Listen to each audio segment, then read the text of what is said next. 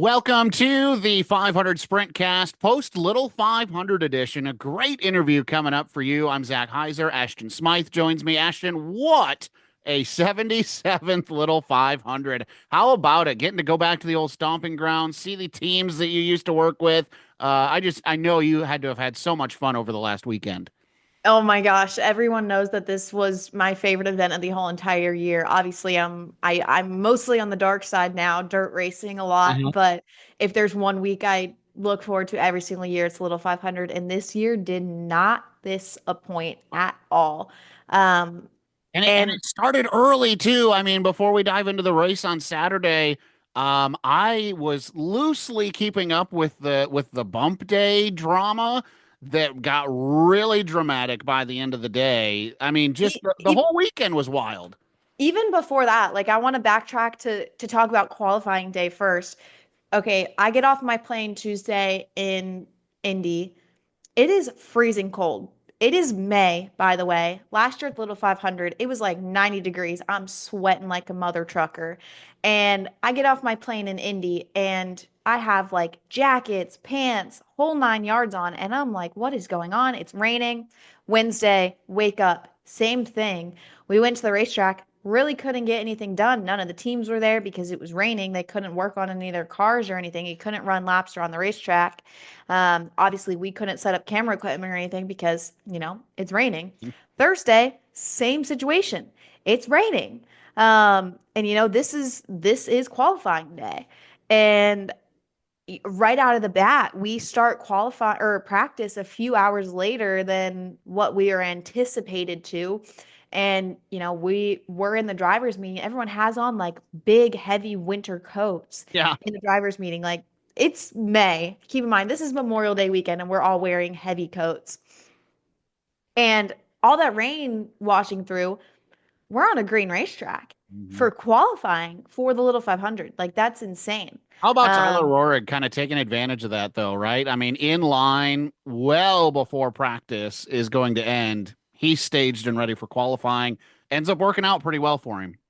Yeah, so 7 cars got out to take their qualifying laps before we saw another huge dump of rain move through. And those 7 guys, including, Tyler Rohrig, Davey Hamilton Jr. started on the middle of the front row. He was also out in that as well. Chris Neuenschwander, a great starting position for him, by the way, and that rain really helped him. A lot of those guys taking advantage of that. And then going in after that, the the guys that came out after have a totally different racetrack, not what they're, used to. Colton Bettis claiming that third starting position. But then you have 3 previous winners starting outside of the top 10. Kyle Hamilton started 11th, Jake Trainor started 12th, and Bobby Santos started 14th. And all these guys are, ones that you would probably pick to be on the front 2 rows. And we're seeing them start in the back because of all this rain and so many unpredictable factors. Zach, we qualified under the lights at Anderson. That's how late it was. Mm-hmm. It was absolutely crazy. Obviously after day one, top 15 cars locked in. Nothing super out of the ordinary. A lot of those front runners still in the front, but just a little bit farther back than what we probably anticipated going into it. Tyler Rohrig, Davey Hamilton, Colton Bettis front row. Chris Neuenschwander started eighth, Jackson Masenko ninth. Those 3 previous winners outside of the top 3. And then we also had rookie Taylor Ferns locked into the Little 500 after day one, rolling off 15th. That was an incredible starting position for her, especially with, all the rain and everything we saw moving through. And then let's move into the next day, bump day. Like you said, Yeah, for those who didn't see drama. the Dirt Vision pre-race, I mean, you guys did a great job covering this during pre-race. That was unbelievable what unfolded. If you recap it for us. Yeah, so going into it, we had a lot of guys who were very comfortable and we talked about it last week on the 500 Sprintcast. And if you know anything about indie area during this time, everyone's off running different things. So Friday, we probably only had half of our drivers show up at the racetrack because they're off running IRP or they're off running, dirt somewhere, something. And that shook up a lot of things because those guys that did show up, okay, well, now you're on a dry racetrack that has a little bit of rubber on it, and they're setting some pretty fast times that, if those top 15 weren't locked in, they would have had some better starting positions. Garrett Saunders came out of nowhere on Wow. bump day, qualified 16th. Um, the drama kept unfolding. I know a moment that sticks out in my head specifically. Rylan Gray, Jake McElfresh is on the bubble. Rylan Gray goes out, takes his time. Jake is sitting in his car waiting. Rylan goes out, qualifies 22nd. Now Jake is out of the race. Jake comes out, qualifies 17th. Oh man. Yeah, that is a big bump going from Yeah. out of the race to now you're starting like in the 17th starting position. It was insane. Some heartbreaks for Jerry Kobza, came all the way from California, would have been his second time running the Little 500. He was battling setup issues all day, waited till the last second, wasn't able to, get it done. Nathan Bird as well, qualified 25th going into Friday. He elected to not even show up on Friday for bump day because he said, we're not going to get bumped out. This is, a good enough buffer that we're not going to get bumped out. Okay, well, 2:30 rolls around and he's not in the show anymore. And the pit area is scrambling because Nathan's guys are there. Nathan's car is there. Nathan himself is just not there. So they pulled the gates open, trying to unload the car, trying to find a driver, and they asked Tony Hunt, who works on one of the teams there, actually just got inducted into the Little 500 Hall of Fame. And we're like begging him, just go out 4 laps. That's all it takes is 4 laps. It doesn't have to set the world on fire. You just have to get him into the show. Yeah. And unfortunately, they just ended up running out of time. So Nathan Bird did not start the Little 500 this year, which was heartbreaking for him and that whole, Birdman crew. But anyways, regardless, bump day's over. 33 cars set. Ryan Newman starting 30th. That's, a lot farther back than what we would have seen him. Logan Seavey as well, starting 28th. Logan came to the racetrack Friday morning. He was overrunning IRP that night with USAC Silver Crown. Showed up at the racetrack for practice, said, yeah, we're good. Super wicked fast in practice, fastest all day on Friday out of all the guys that showed up. And then put the car in the trailer before he decided to take a time for bump day. And he got bumped back quite a bit, started 28th on the field. It was, yeah, insane. Landon Butler as well. Did not get to take a time on Thursday's portion because blew a motor in practice. Called Aaron Pierce, said, hey, we need a motor. Rented a motor from them, got it all changed out with like mere seconds to spare, did not make it out in time for qualifying Mm. on Thursday, and then comes out and starts 23rd. And that was the 50th start for the Butler, a member of the Butler family in Wow. Little 500. That was super special. Did not go the way he wanted it to, though. Right. And yeah, let's move on to Saturday now. You mentioned it earlier when we were just chit-chatting. I think we might have jinxed it a little bit on the Dirt Vision broadcast. um, we kept saying, oh, this part takes very little time, very little time, and next thing you know, we're pushing cars off. And okay, this is before the green flag even started. We're pushing cars off, and Donnie Adams Jr. is around the wrong way on the backstretch. Nothing wrong with the car. Basically, I talked to his crew in the infield. The push truck was like off to the side. So when they went to go push him, it just whoop, Just turned him around. and around he went. And then Which is a cluster, by the way, when you're trying to fire 33 cars, because not only did he get turned around, he got turned around into the lane that they were using to go around the outside of the racetrack. So now everybody's weaving down the backstretch, and oh, what a nightmare. was an absolute nightmare. And then continuing our trend of using the word nightmare, lap one. Yeah. Um, Which we talked about this 2 weeks ago on the show, didn't we? I mean, we said, 33 cars, 11 rows. Wow, it looks like calamity, but they always do a good job getting in line. And Ashton, you pointed out, well, now there's a new mark that they have to try to get to, in formation this year. And I think you kind of alluded to it in our last show that we might see that on lap one. Yeah, especially after the way the front row shook out. Mhm. Um, I had a Tyler got really such a big start. I really think it threw everybody else off on their timing. Yeah, so I wasn't necessarily worried about Tyler. We actually interviewed Davey Hamilton right before the show, and he said, I trust me and I trust Tyler. I don't know how Colton's going to react, Mm. which is very fair. That's not a blow to Colton by any means. That's just saying Colton's a rookie. He's never done this before. He's never started three wide, and not a shot to Davey either. Davey's a fairly aggressive driver. So you now have a rookie and a very aggressive driver, and Tyler Rohrig, who is the most one of the most veteran, guys out there, and it looks like coming out of four, Davey and Colton got into it just a little bit, and madness, Mm. madness. A lot of the guys that I talked to after the fact say, we just saw smoke. We just Yeah. saw smoke. And it collected. These are the guys that were involved in this wreck: Kyle O'Gara, Cody Swanson, which, by the way, Cody Swanson was not all four tires were on the ground. Cody Yeah. Swanson, right front, was like inches. It looked like it was touching him. Kyle says it wasn't from Kyle O'Gara's shoulder. Like body panels completely smashed in to the fact where like Kyle's belt was like moved over. And I talked to Kyle when he was still in the car because I saw that and I was like, oh my gosh, Kyle just broke his shoulder. Like, holy Sure. cow, I'm freaking out. And I went over and talked to Kyle while he was still in the car and he was like, oh no, I'm fine. Like, we're good.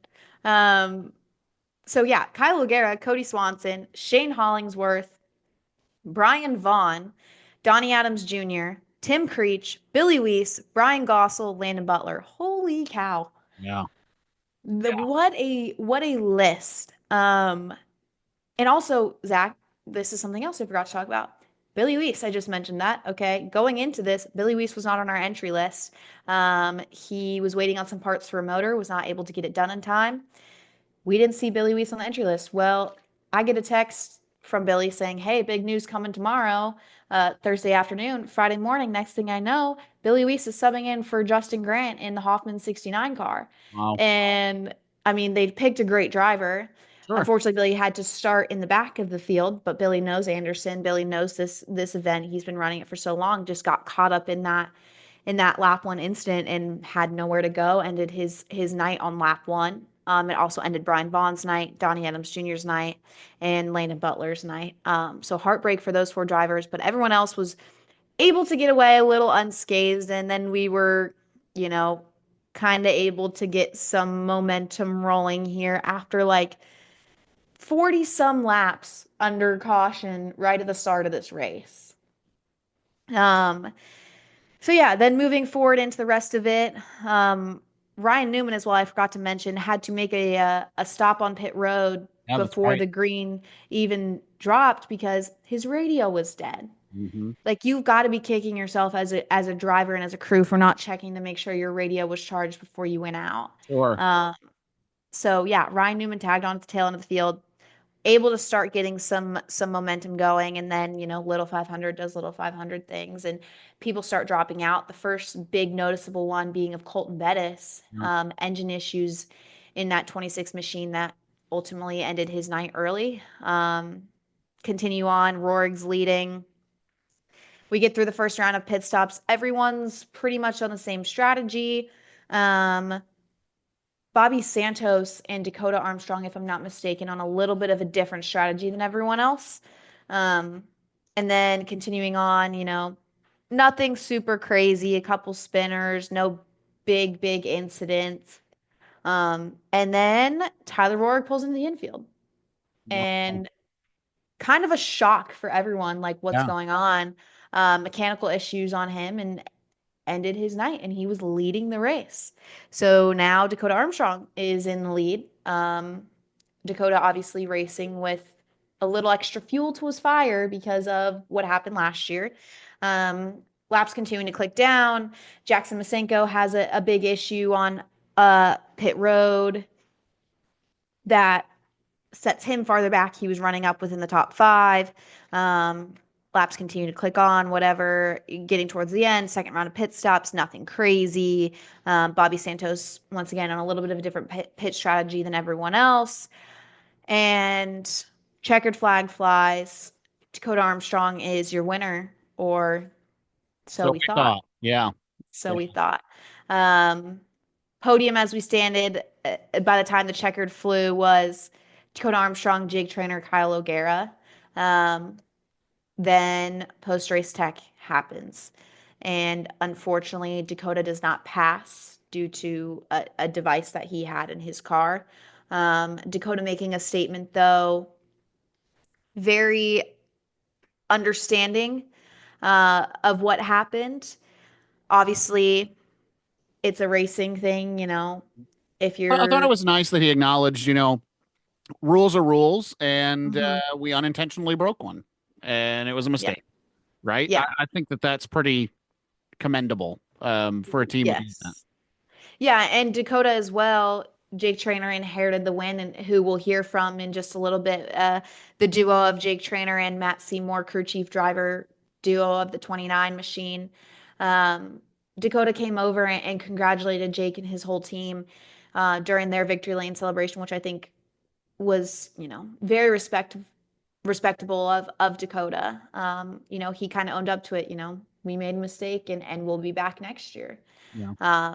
But yeah, Jake Trainer, Kyle O'Gara, Davey Hamilton Jr. ended up being your top three. Kyle O'Gara and Davey Hamilton picking up their best finishes. Bobby Santos fourth, Jackson Masenko fifth. Huge run for him. And let's talk about this. Sixth place, Jake McElfresh. Nice. Yeah, that's what that's always a good thing we like to see. Cody Swanson, seventh, CJ Leary, eighth, Chris Newsham Wander, ninth, Derek Bishak. Oh, wait, I missed someone. Derek Bishak, 11th. Rylan Gray ended up being your rookie of the race, coming home with a 12th place run. Um, Absolute chaos, absolute madness, and we'll hear from Jake and Matt in just a little bit about exactly how they set themselves up to be in that winning position. Um, but it's over now, It's over. and all these drivers, all these teams, we have to wait 365 days until next year. And that's exactly what these guys will do. They will prep and get ready for the next 365 days until the 78th annual one comes around. Well, the good news is we've got the rest of the 500 Sprint Car Tour scheduled to keep us at bay until that time comes around, and not to be left out, a big weekend, of course, for the 500 Tour and the Little 500 at Anderson Speedway. But Kenyon Midget Series, Ashton, getting set to ramp back up again this coming weekend. The midgets will head to Paragon, and I love this article that was put out today by Ken. This has been kind of a turning point race. This is a very important race in the hunt for the Kenyon Midget Series Championship, one that Dameron Taylor is looking to wrap up. But you know what? Over these last two events, this battle has gotten tight, and I don't think this is settled by any means, Ashton, as they head to Paragon this weekend. Yeah, only dirt race on the schedule for the Kenyon Midget Series this year. So it's a curveball in everyone's book. Mhm. It's the first and really only opportunity for, someone who more so thrives on dirt to come out and show what they got. And like you said, Darren Taylor not always looking forward to this weekend here. And some of these other, newer teams, newer guys are really starting to get settled here. And a lot of guys still looking for their first win who have a very good chance of getting it done this weekend at Paragon. All right. And again, that's coming up this Saturday night, May 31st at Paragon Speedway. If you want to head on down there and catch the Kenyon Midget Series in action, Ashton, you always speak very highly of the competition in the Kenyon Midget Series. They are very entertaining. Oh, yeah. Coming up next, we will have our interview, but first, I want to say thank you to Redline Ace, a motorsports driven design agency working with series teams and drivers from all aspects of racing. Owner creative Ben Porter has worked on projects from Formula One to local kart racers and wants to inject that experience into every client that he works with. In a sport that separates competitors' wins and sponsorships by a razor thin margin, why not hire Redline Ace to boost your brand before the competition does? Well, let's get into our featured interviews this week. And for the first time since our opening show, we're going to interview a couple of people at the same time. They are the duo that made up the 77th Little 500 Championship team from Saturday. It's our pleasure to welcome in Jake Trainor, Matt Seymour. Gentlemen, welcome to the show. Thanks for having me. How you doing? Man, Saturday for you guys, 77th Little 500. First and foremost, I want to point out for you, Jake, that I loved your post-race victory lane interview where you said right off the rip, if we get a caution, I think we got a real shot to go out there and win this thing organically. Talk about that race car that you had after 500 laps and how good it really was, because sometimes when that really good race car is X amount of time behind the winner or the car that crosses the line first, you don't really get a gauge on how good that car truly is. Yeah, no, it was tough, right? It's such a long race. We weren't perfect, I felt like, until the end, and that's what let me those last, I don't know, 50 laps really make a run for it. I felt like maybe might have waited a little too long to really turn it up and start making it run, but I definitely think it would have been interesting if we could have gotten a yellow. I don't know how many lap cars would have been in between us, but no, I thought we were really good, and I would have loved a shot to see if I had something for Dakota. The other thing I think is important to come at head on, and then we'll kind of talk about the other things, is a win's a win. And there's no bad way to get one. There are good ways to get them. Kind of just talk about how you guys, I almost feel like I got to use the phrase accept this win, right? I mean, you have to put everything together, on track performance, procedures and everything that goes along with it to put a whole thing together to go to victory lane. Just kind of talk about how you guys and your team handle this situation on Saturday. Yeah, it's a lot, right? We didn't have a perfect week by any means. We qualified 12th, which we didn't feel, at least I didn't feel, was I think where we wanted to be. We felt like we were definitely better than that showing, but a couple of years ago, right before our first one, a friend of ours, Brad Knopfsinger, he told us, he said, if you go out there and you try and win this race, you will not win this race. You got to go out there and not try and win this race, and you will be there at the end and be in a position to win it. And I felt like that's last year. That's kind of where we went wrong a little bit. We tried to play strategy, and we really had to hustle for, felt like 150 laps there in that last run to stay on the lead lap and try and stay a lap ahead. So when we did get a yellow to pit, we could still come out on the lead lap and be in contention at the end. And this year we just kind of settled in, and I knew I had to ride a long time and not too far towards the front, just stay in the top 10 and keep us on the lead lap, and just so we could be there at the end and survive. I mean, there's a lot of carnage this year. It was, especially that first like 150 laps, it was pretty rough on a lot of guys, and just being able to stay out of that and get through our pit stops and keep us in the lead lap, it put us in a great position to run second. I wanted to ask you this. Jake pulls on the front stretch. You guys think you have a second place run, solid, happy with that. And then you go into tech, and now you start hearing all these rumors of what's going on. What was that moment like for you guys when it's okay, that second place run might have just turned into a win? It was shocking. I told some people that this was more shocking than winning it our first time, just because we thought we ran second and we were happy with that. At the end of 500 laps, starting 12th, making it to the end and running second, pretty solid payday. We were content with that. Obviously, we wanted to win, but we just knew that it didn't work out that way.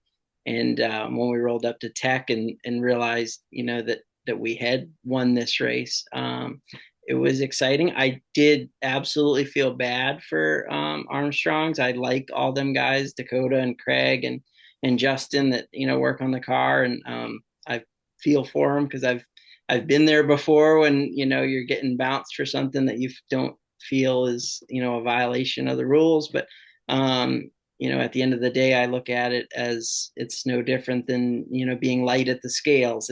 It's probably not something that won you the race, but at the end of the day, I applaud the 500 Sprint Tour for sticking with their rule book and having to make a difficult decision like that, and having to, get all the hate from everybody online or whatever, for making that decision. But a rule's a rule, and they stuck by their rule book, and because of that, our whole race changed. And when they told us to, roll down to the front stretch and do all the ceremony stuff again, it was like, wow, this is real now. So it was kind of cool actually to be able to, tell all our guys that, we just won this thing, and see all their emotions, and have them all, freaking out and stuff back at the trailer. So that was a pretty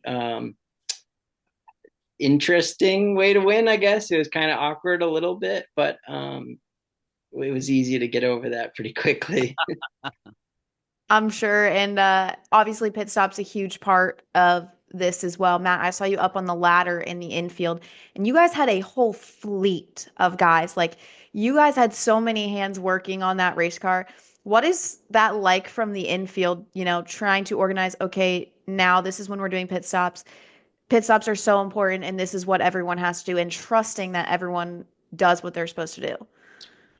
It's a lot. It's like organized chaos, really, just trying to get, like, I think we had like 12 guys in there with us, and everyone, where we travel so far to get to the track, it's hard for us to have a pit crew that's the same every year and can come back. So we really aren't able to do any pit stop practice leading up to the race, just because guys, can't get to our shop. So, getting everyone there to the track, a few hours before the race, just so we can kind of show them their jobs. And some new guys came on this year, and kind of going over all our pit stop stuff. And our biggest thing is, we feel like we can't, we're not going to win the race based off being, say, 2 seconds faster on our pit stop, but we can certainly lose the race if we strip, a nut or something like that goes wrong. So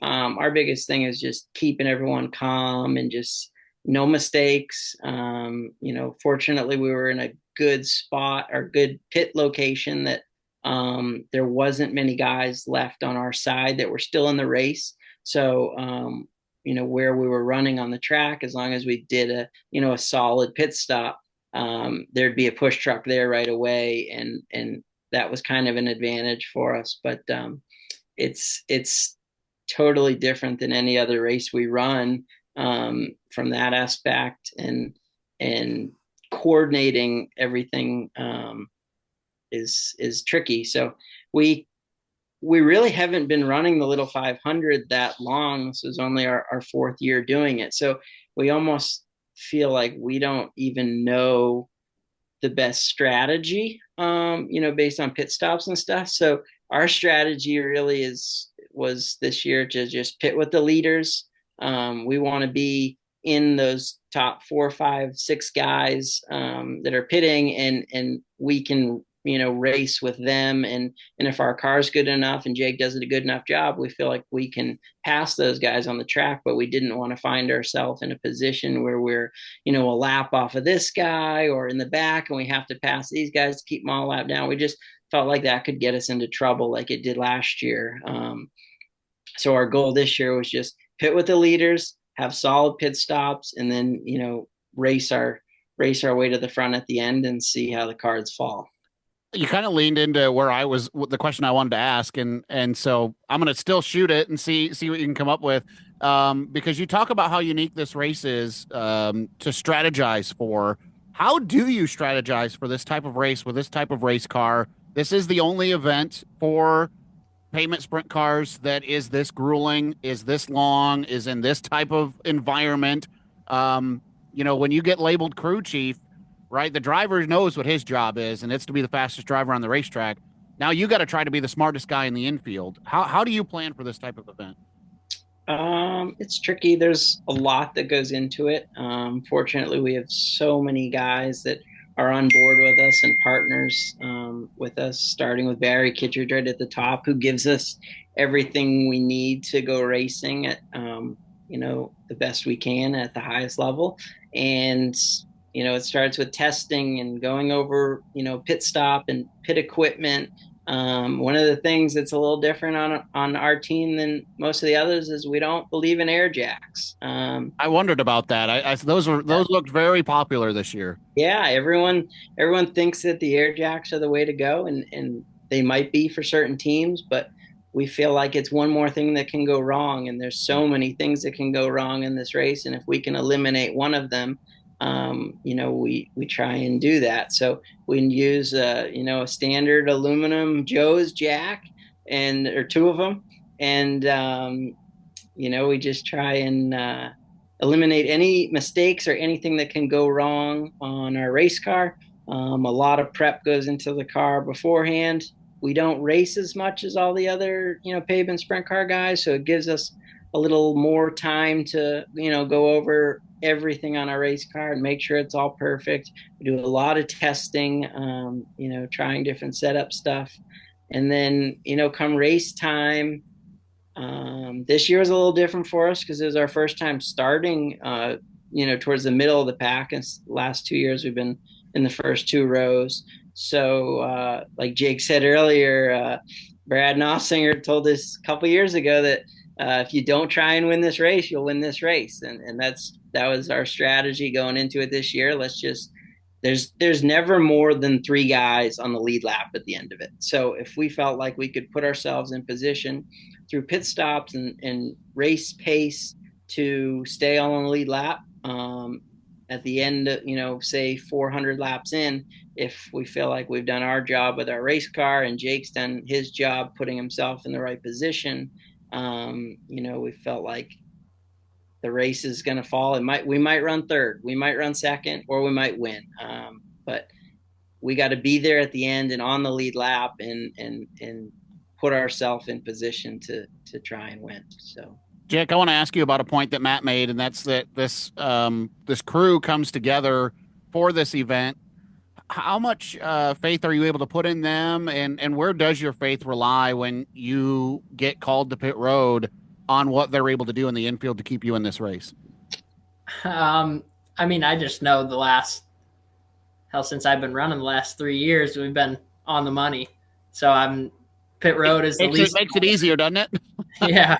Pit road's been the least of my worries. Just there's so many guys on the team that are just so mechanically inclined, right? That's the biggest thing, and they know their ins and outs of race cars, and we don't see them too much, but they get there and they're ready to go. And we like you said, this year we had 12 guys maybe in the infield, so that definitely makes it easier. And just making sure everybody has what they need to be successful on pit road and be smooth and clean, and that's really all it takes. Just no mistakes, like Matt said, just easy in and out, and as long as we can stay on the lead lap, we're always going to be there.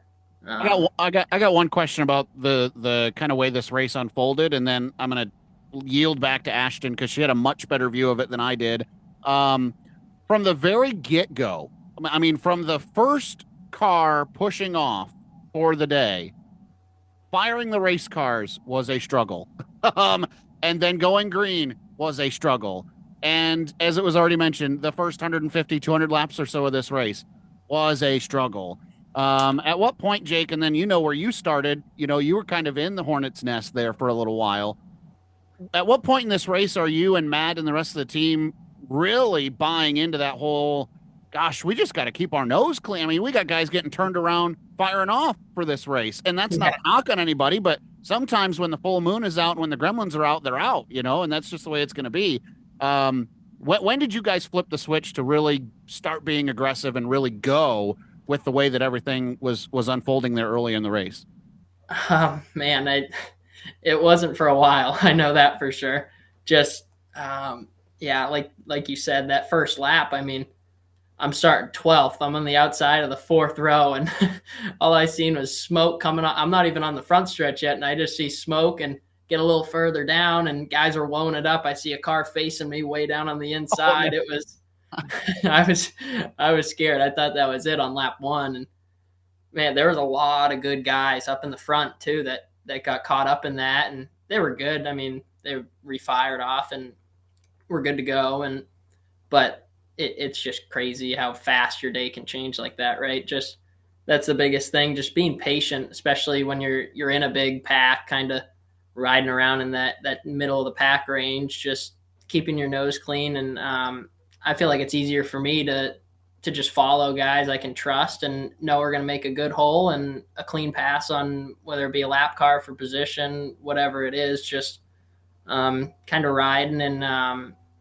just surviving. I mean, it's tough. Matt, do you hold the reins on him at all? Like, do you help call those shots on when you lighten him up and when you pull him back?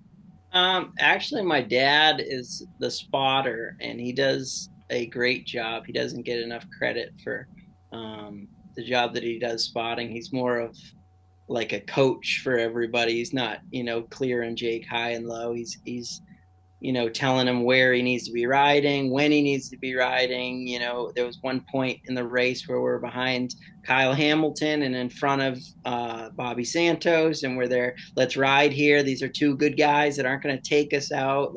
This is a good position. And then it changes a little bit. Like when there was one point during the race when Armstrong was coming up to pass us, and if he passed us, it put us a lap behind him, and that was now it's go time. You might only be 300 laps in, and we still might be in that riding mode, but now we got to go to stay ahead of Armstrong, and that's hard to call from the infield just because you kind of lose sight of some of that sometimes, but it's good to have him up in the spotter stand, kind of getting the bird's eye view of everything. It definitely, in my opinion, makes it easier to kind of make those decisions and kind of lead us in the right direction.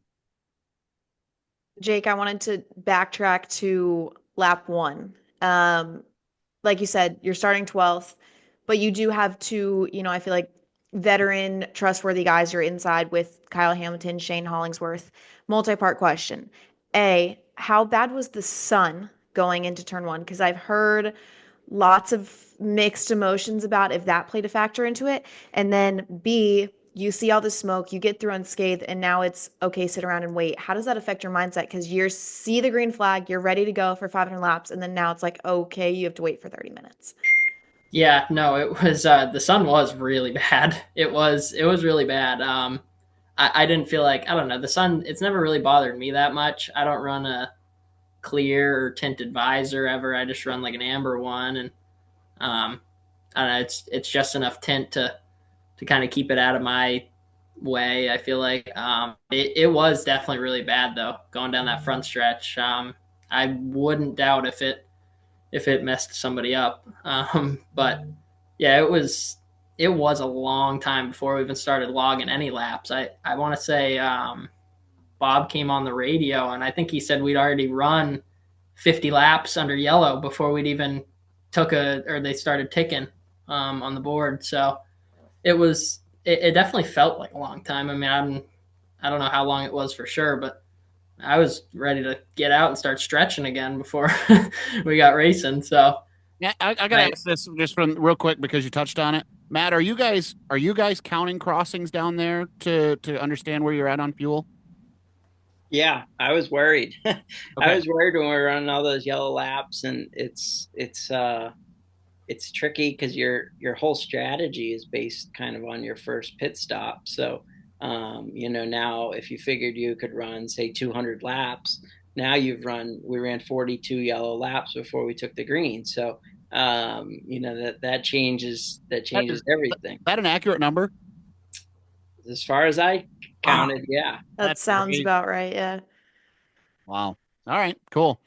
Sorry, go ahead, Ashton. I just when Jake brought up all the caution laps, I thought, man, because for what for what I do with the dirt sprint car racing, right? We as race control have to keep track of the crossings so we don't run our guys out of fuel.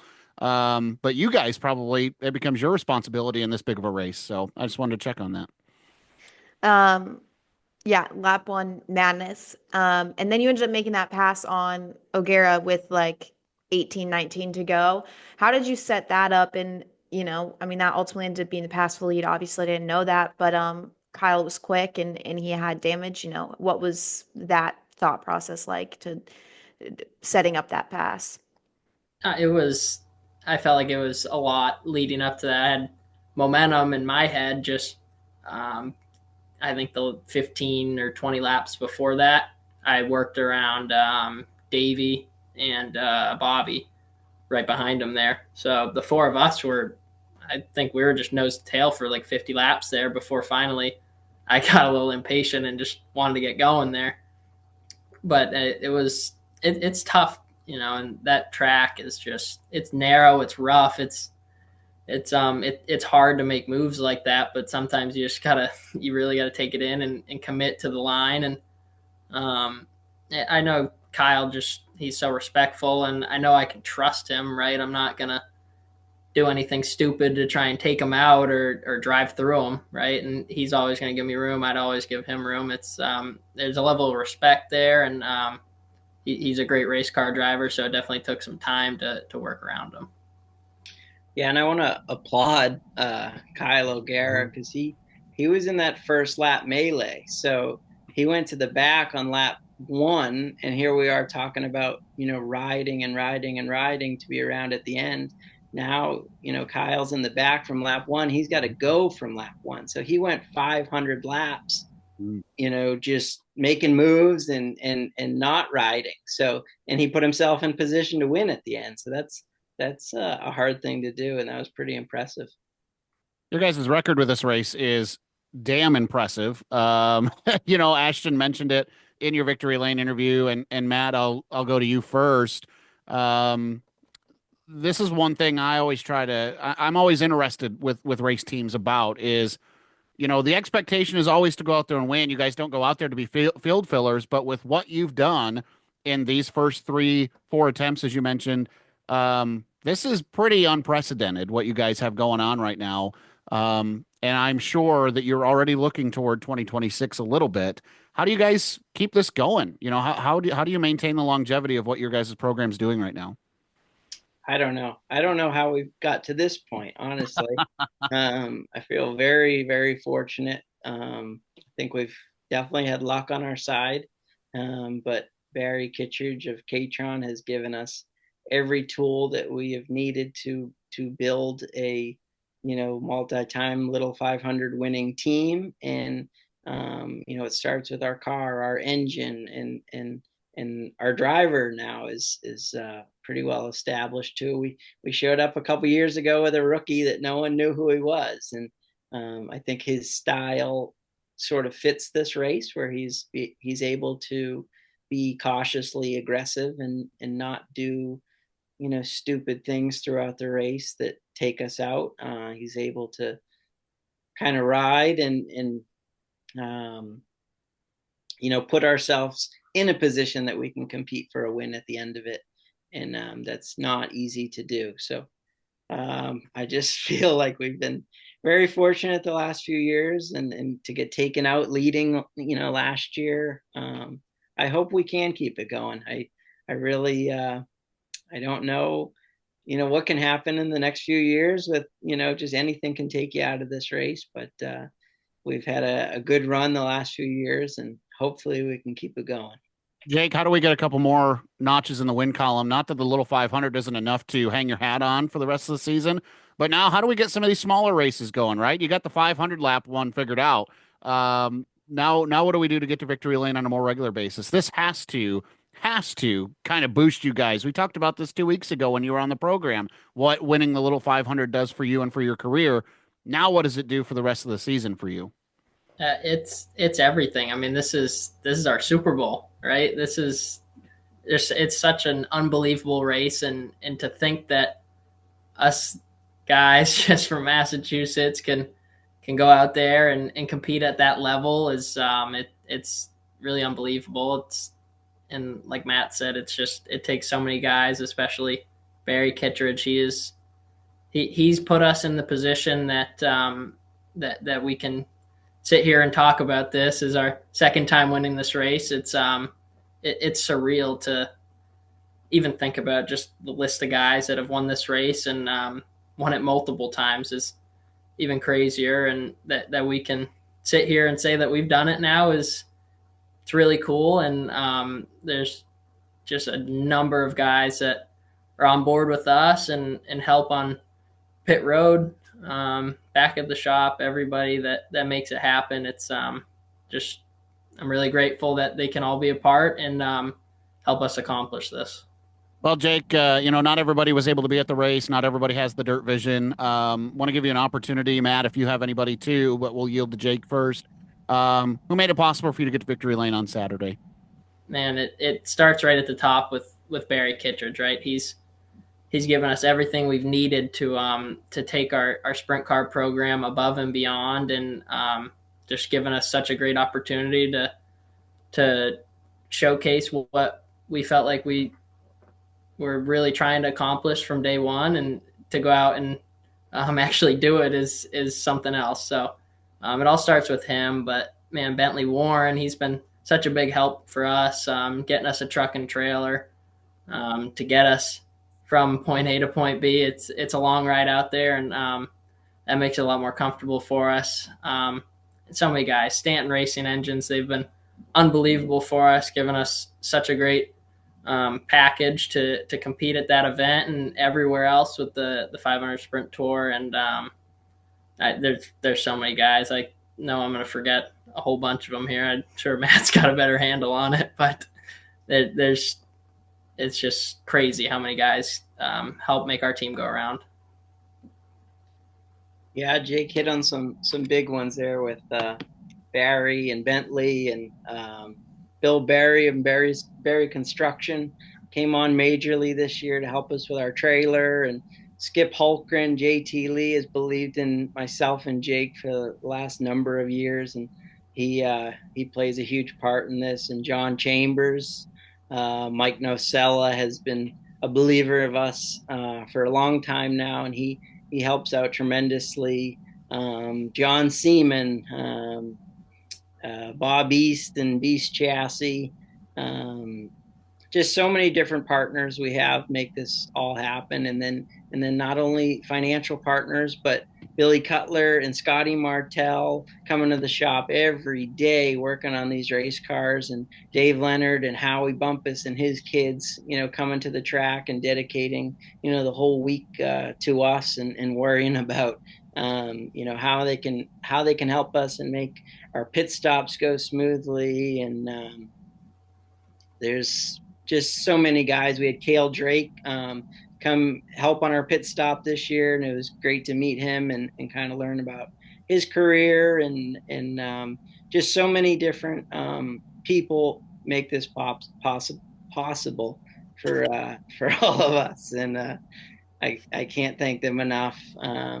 Jake and I kind of get to be the front men for it and get the accolades, but I truly mean it when I say that this is an army that it puts us in this position, and I really feel like if we lost one of those guys, we wouldn't be in this position. It takes every single one of those people to put us at a platform that we can race for wins on the big stage and do it over and over again. So well, the other thing I wanted to point out is you guys are young, man. When somebody tells me that I'm talking to a crew chief or an owner or anything, even a crew chief, man, you guys are young. You guys have a lot of potential ahead of you, in my opinion. I mean, Matt, when somebody says, "Hey, this is the race winning crew chief," I'm expecting somebody that looks at least twice your age to be walking up, man. So that's got to be encouraging for you guys. You guys have found this success so early. I appreciate that. It's like I said, it just comes from all the people behind us and great teachers along the way. My dad has been hugely instrumental in teaching both of us the ins and the outs of sprint car racing and midget racing, and And when you have mentors like Bentley Warren and Kenny Schrader teaching you how to race and how to celebrate, um, it makes your learning curve a lot easier. So we owe it all to everyone that's come before us and put us in this position. All right, guys. Ashton, anything for the guys before we let them go? Good. All right. Congratulations, guys. Thank you. Well, all right. Matt Seymour, Jake Trainor, our guest this week on the Little 500. On the Little 500. It's on the brain. On the 500 Sprintcast. Guys, congratulations. Thanks so much. Thank you. Well, what a show tonight, or this week, I should say. Massive program. Thank you to Matt and Jake. We could have, Ashton, we could have kept going. So much information to unpack. Easily. So much Yeah. to unpack. Really cool for them, and I think for you and I, right? We look at those guys. You know, they are right in our wheelhouse, right? I mean, I'm 30 years old. You're in your 20s, and those guys are out there winning races at a young age. That's kind of why I made that point there at the end. Is man, they could be dangerous for a while to come, don't you think?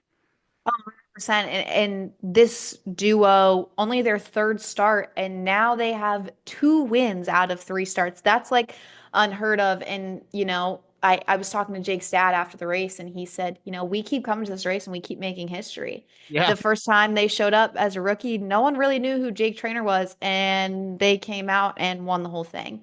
Last year, got wrecked while leading, unfortunately, part of the deal. And then this year, they won again in not a typical fashion, but nonetheless, they still won. They continue to make history. And this duo is going to be one to watch for many, many years to come in sprint car racing, as well as probably many other forms. Yeah, absolutely. All right, coming up, we talked about it, Kenyon Midget Series, Saturday, May 31st at Paragon Speedway.